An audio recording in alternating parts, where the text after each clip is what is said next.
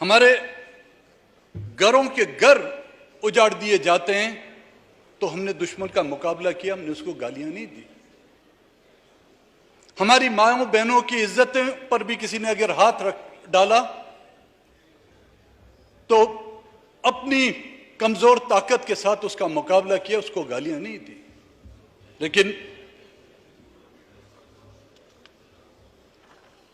आज जो कुछ हम देख रहे हैं, 10-15 सालों से जो लोग गायब हैं, उनकी माएं, उनकी बहनें, उनके वालिदैन पुकारती हैं, चीखती हैं, बद्दुआएं निकलती हैं उनके लबों से। खुदा को गवाह होकर वो जो है चीखती हैं और उन कुव्वतों के खिलाफ बद्दुआएं निकलती हैं, लेकिन गालियां नहीं निकलती। ये हमारी तहजीब है, ये हमारी सकाफत है और हम आज भी उस सकाफत के जो है अलमबरदार हैं और इंशाल्लाह रहेंगे। जिस अंदाज में इस ऐवान को चलाया गया जनाब स्पीकर साहब, वो खत जो प्राइम मिनिस्टर से उछाला जाता था स्पीकर के हाथ में, स्पीकर के हाथ से उछाला जाता था डिप्टी स्पीकर पर, और उसको तो बिल्कुल एक वर्ल्ड कप की क्रिकेट की गेंद की तरह जो है उससे खेला जाता था। अब वो उस खत में क्या था ना आपको पता ना हमको पता, सिर्फ ये कहा जाता था कि जी बैनुल अक़वामी साजिश है।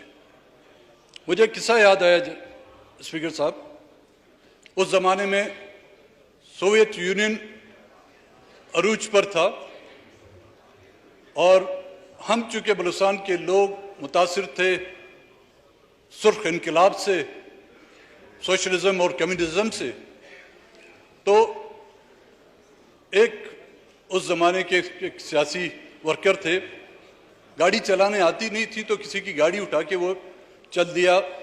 लखपास का इलाका जो है कोयटे से आप लोग वाकिफ होगी, तो वहां से आते हुए इसकी गाड़ी उलट गई और जख्मी हो गया बेचारा। हॉस्पिटल में उसको लाया गया, पूछा गया कि क्या हुआ, कहते हैं सीआई की साजिश थी। अब गाड़ी खुद उसको चलाना नहीं आती थी और उसको जो है ना उसने सीआई की साजिश की। गुज़िश्ता की जो हुकूमत है वो गई तो अपने आमालों की वजह से, लेकिन नाम उसको बैनुल अक़वामी साजिश का दिया गया।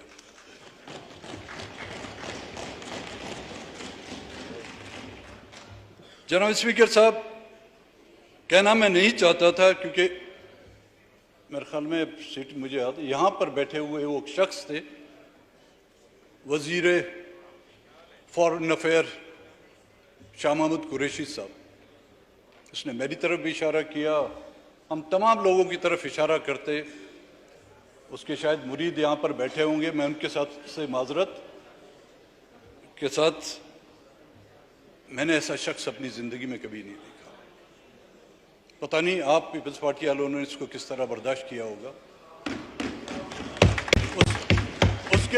उसके लिए अगर आइंदा आने वाले दिनों में तमगा इम्तियाज देना हो तो वो आपकी पार्टी को देना पड़ेगा।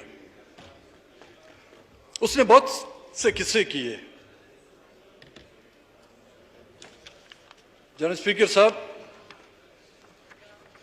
उसके किस्सा की इब्तिदा मैं इस मुआहदे के साथ करता हूं जिसमें उसके दस्तखत हैं, जो 8 अगस्त 1918 को उसने किए थे।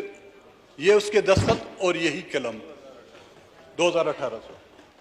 मैंने ना ये कलम गुमाया है ना इस एग्रीमेंट की जो है कॉपी। 2 एग्रीमेंट है जी, इसमें जहांगीर तरीन, शाह महमूद कुरैशी, यार मोहम्मद रिंद के दस्तखत हैं। दूसरा मुआहदा उन्होंने हमसे सितंबर में किया जब सदारती इलेक्शन हो रहे थे। उसमें दस्तखत हैं जी हमारे सदर पाकिस्तान के और वजीर दिफा साहब खटक साहब के। अब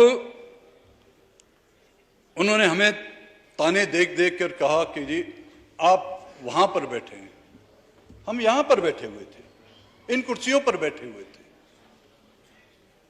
इन कुर्सियों से हमें वहां पर धकेलने वाला कौन था? जिस दिन उनको ज़रूरत थी, शाह महमूद कुरैशी साहब जो है कोयटे तक पहुंच जाते थे। जब उनकी ज़रूरत हुई, यहाँ सामने से गुजरते हुए भी कभी उसने गर्दन ऐसे मोड़कर हमारी तरफ नहीं देखा। हम इक़्तिदार के प्यासे नहीं, हम इक़्तिदार के चाहने वाले हैं। 5 साल उसकी हुकूमत को हमें ऑफरें की गई